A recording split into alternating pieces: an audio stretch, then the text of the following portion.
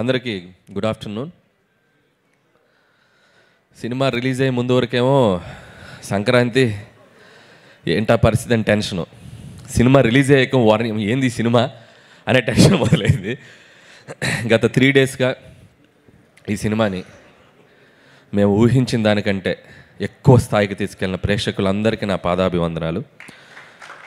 Without your support నాకు ప్రతి cinema ఈరోజు 8 హిట్లు 8 సక్సెస్లు అంటున్నారు. మీరు లేకపోతే నాకు ఏ విజయం వచ్చేది కాదు. And thank you so much.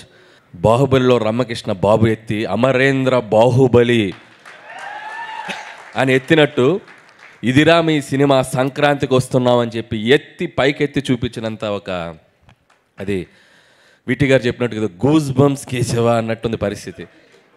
So thank you once again audience. And I love you. నాకు విజయాన్ని అందించే ప్రేక్షకుల కోసం, మా సినిమాకి డబ్బులు కొన్ని టికెట్ తీసుకునే ప్రేక్షకుల కోసం మా సినిమాని వాళ్ళ ఇంటి ముందుకు వెళ్ళి అమ్మడానికైనా రెడీ. అయ్యా మేము వస్తున్నాం థియేటర్కి రండి అని. అలాగే ఆ సినిమా రిలీజ్ అయ్యాక వాళ్ళు ఎలా ఫీల్ అవుతున్నారో వాళ్ళ ఇంటికి వెళ్ళి కనుక్కోవడానికి కూడా ready. So I respect them because మీరు లేకపోతే మేము లేం. So in that way also we love you. Main core team and భాగ్యం. ఈరోజు రిలీజ్కి ముందు చెప్పాం ఈ అమ్మాయి పాత్ర ప్రతి ఒక్కరూ కనెక్ట్ అవుతారని. నిజంగా ఐశ్వర్య రాజేష్ తప్ప ఈ పాత్ర ఎవరు చేయలేరు అన్నట్టు పెర్ఫామ్ చేసింది. సో భాగ్యం ఎంత కనెక్ట్ అయిందంటే హౌస్ ఇంట్లో ఉండే ప్రతి భార్య అండ్ ఆడవాళ్ళు అందరూ అమ్మాయికి బాగా కనెక్ట్ అయ్యి ఈరోజు థియేటర్కి వచ్చి వస్తున్నారు. Thank you Aishwarya Rajesh. నువ్వు నాకు థ్యాంక్స్ చెప్పడం కాదు, నేను నీకు థ్యాంక్స్ చెప్పాలి. నువ్వు ఈ క్యారెక్టర్ని చాలా నెక్స్ట్ లెవెల్కి తీసుకెళ్ళావు. And thank you Aishwarya. And ఈ సినిమా తర్వాత తెలుగులో ఇంకా నువ్వు మంచి ఫిలిమ్స్ చేయాలి. తెలుగు అమ్మాయిగా ఇంకా గొప్ప పాత్రలు చేయాలని నేను మనస్ఫూర్తిగా విష్ చేస్తున్నాను. అలాగే మీనాక్షి చౌదరి, ఆ అమ్మాయి కూడా చాలా గ్లామర్ సైడు, చాలా అట్లాగే ఒక యాక్షన్ సైడు. తను ఇంతకుముందు చెయ్యని కైండ్ ఆఫ్ క్యారెక్టర్ తంది. అండ్ తను కూడా కామిక్ టైమింగ్ చాలా అద్భుతంగా పెర్ఫామ్ చేసింది ఐశ్వర్య రాజేష్తో పాటు కూడా. సో ఆ అమ్మాయి కూడా ఆల్ ది బెస్ట్ చెప్తున్నాను. And congratulations. అలాగే బుల్లిరాజు, రే ఏంట్రా ఇదే ఏం చేశారు నువ్వేం చేయలే.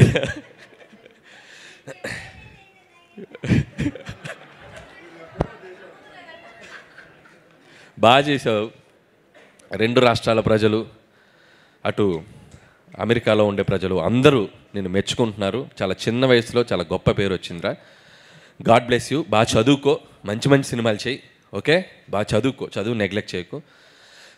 అలాగే వీడి పాత్ర కూడా, బుడ్డోడి పాత్ర ఓటీటీలో వచ్చాక చాలామంది కంప్లైంట్, ఆ పిల్లలు చూడలేకపోతున్నారు. నిజంగా పిల్లలు చూస్తే ఏంటో పరిస్థితి అనేది వాడితో చెప్పాలనుకొని చేయించాం.